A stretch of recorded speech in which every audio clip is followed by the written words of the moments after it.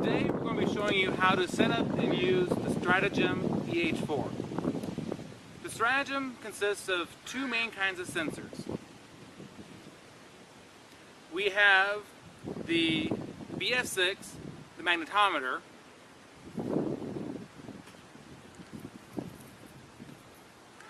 and then we have the BE26, which is our E-field sensor.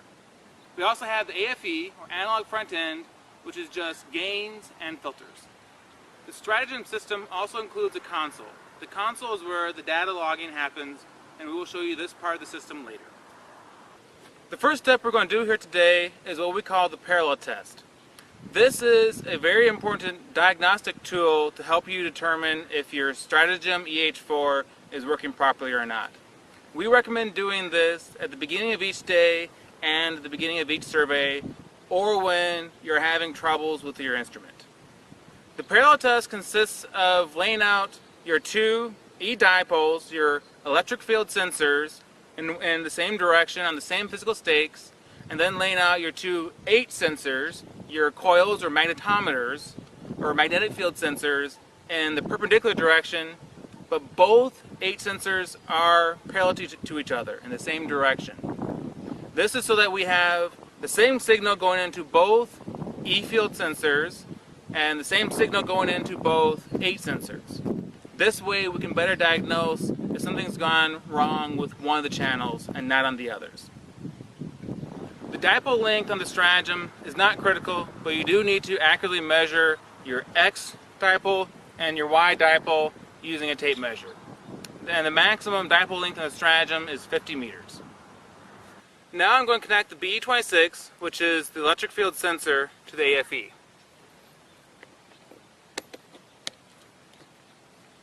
We have now accurately measured out this E-dipole, and we're going to plant the stake in the ground. The Stratagem uses these stainless steel electrodes. Also, it is very important to water the electrodes, and when you water the electrodes, do not forget to water the ground stake at the AFE. This in my hands here is our BE26. The BE26 is our E-field sensor. Inside this little cylinder here, there's a circuit board with a small amplifier. This amplifier here, its purpose is to eliminate the losses in this cable. This enables us to make measurements up to 100 kilohertz. We have already laid out our EX dipole.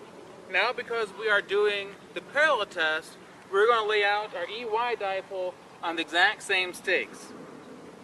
So I'm bringing this electrode up and I'm going to clip it onto the same stake as, this is our EX here, I'm clipping this onto the same stake as our EX. Now we are at the AFE and we are going to connect the ground wire. This is very important. Be sure you do not forget to connect your ground wire. So we have a stainless steel stake here at the AFE, and we're just going to connect a wire from the ground post on the AFE to the stake. And also, when you're watering your electrodes, do not forget to water the ground stake here. This is very important. We have now connected our BE26s, or E sensors, and now we're going to connect our BF6s. These are our magnetometers, also known as coils.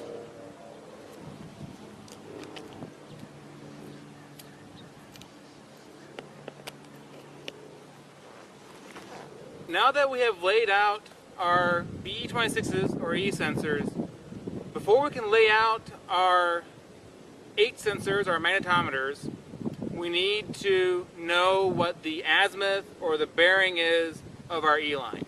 And we will do that using a Brunton compass. We need to lay out the magnetometers of the H sensors 90 degrees to the E-line, and we need to do that very accurately, within a degree. About 124 degrees. Every Stratagem system ships with two coils. These coils are pre-labeled as Y or X. and there will be a label on the end of each coil identifying which one is which. it is very important when you use your system that you connect the cable from the Y coil into the HY channel on the AFE and the X coil into the HX channel on the AFE. We are now going to connect the magnetometer.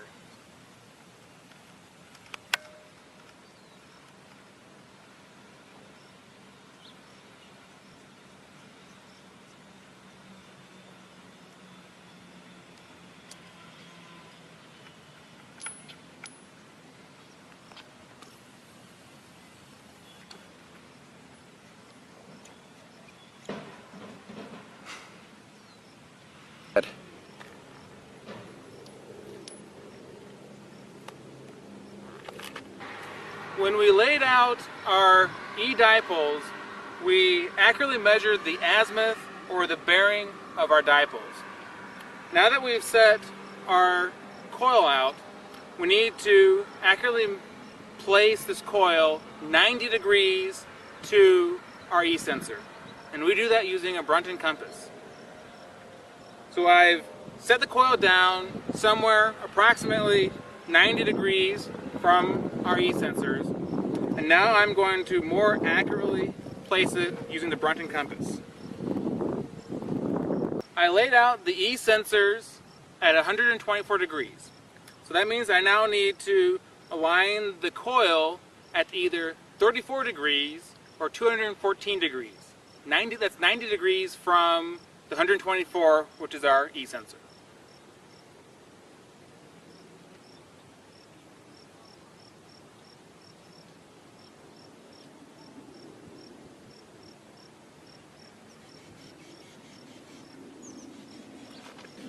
By the way, an important note here on the Brunton compass, it is affected by nearby magnetic objects.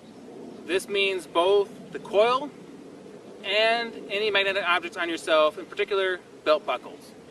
We have now accurately laid out the BF6 using a Brunton compass, and now we need to make sure it is level. You can use anything from a regular torpedo level you can buy from any home store, or you can use the level that's built into the Brunton compass.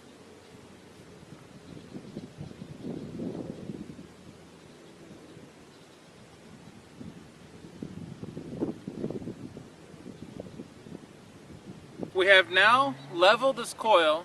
Now we need to go back and double check that we have not bumped it one way or another while leveling it. We have now set up our system for a parallel test. Both of our E-sensors, our EX and EY, are out on the same stakes, and now we have our magnetic sensors that are here parallel to each other. Note that closest they're about 1 meter apart, but the magnetic sensors are still perpendicular 90 degrees from our E-sensors. We have now connected up all our sensors to the AFE, the analog front end. Now we need to connect the COM cable, which goes to the console, to the AFE. The COM cable carries power down to the AFE, it also carries control signals down to the AFE, and it carries the analog signals from the AFE up to the console.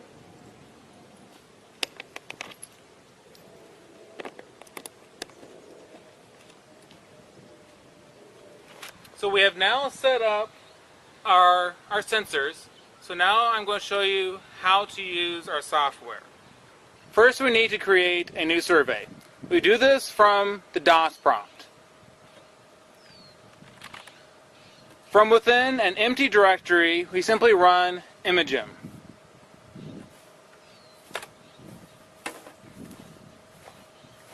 Now, as imagem starts up, it's going to ask you some basic questions about your survey. Does your area have 50 Hertz or 60 Hertz power lines? We're in the US, so we have 60 Hertz. Next, it asks you for what station you're going to start at, and we typically start at 1. Next, you need to give it a survey name.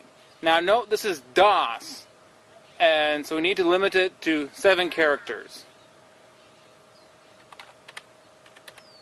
From there, imagem will ask you for your X and Y dipole links.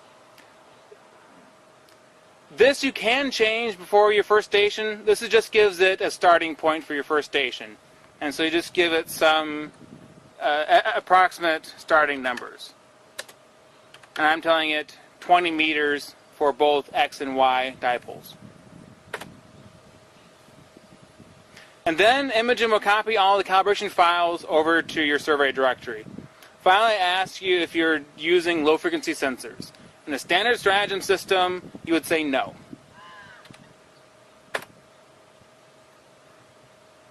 Now your survey is all set up. You're ready to collect data. So now that we have our survey set up, we are first going to do a parallel test. We have already set up our sensors for the parallel test. The first thing we need to do in Imogen is make sure Imogen is set up for a parallel test. That is done through the options menu. Then the second option here in the options menu is scalar/tensor. Scalar means a parallel mode. So we need to press enter. Then it asks us whether we want scalar or tensor. Scalar is 0, tensor is 1. So we type in 0 for scalar, press enter, and now we're in scalar mode. We need to go back to the main menu. And now before we actually acquire data, we need to first set our gains. So from this main menu, we go down to the gain setting and press enter. And then it asks you about automatic gain control. We typically do not recommend you use automatic gain control, so in this field, just tell it no. The Imogen will typically default to N for no, so you can just press enter to bypass that screen. Next, Imogen will show you the peak amplitudes of your 4 sensors at the top of the screen. It'll show you HY, EX, HX, and EY. Because we're doing a parallel test, your 2 H values should be nearly the same within a nanotesla or 2, and your 2 E values should be nearly the same within a millivolt or 2. If they are not very close, you need to go troubleshoot your system. This screen will also typically show you a warning about power line harmonics in both the H and E channels. If your signals look okay, press enter for yes to continue. Now we're going to start looking at the actual signals coming out of 4 sensors. Here we can change our gain to maximize our signal to noise. So we type in values for the gain,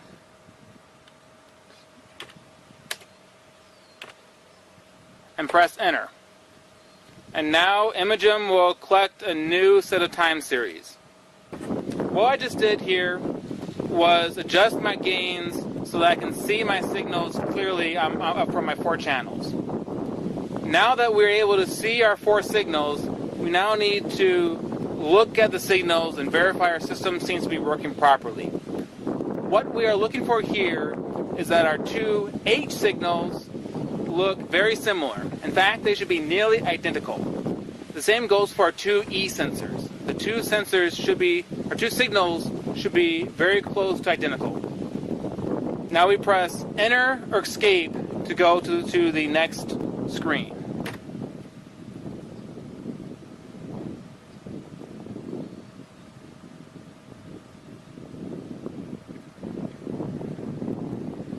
This screen allows us to set our gains for the low pass mode. So like in the high pass, we need to type in numbers for our gains and press enter.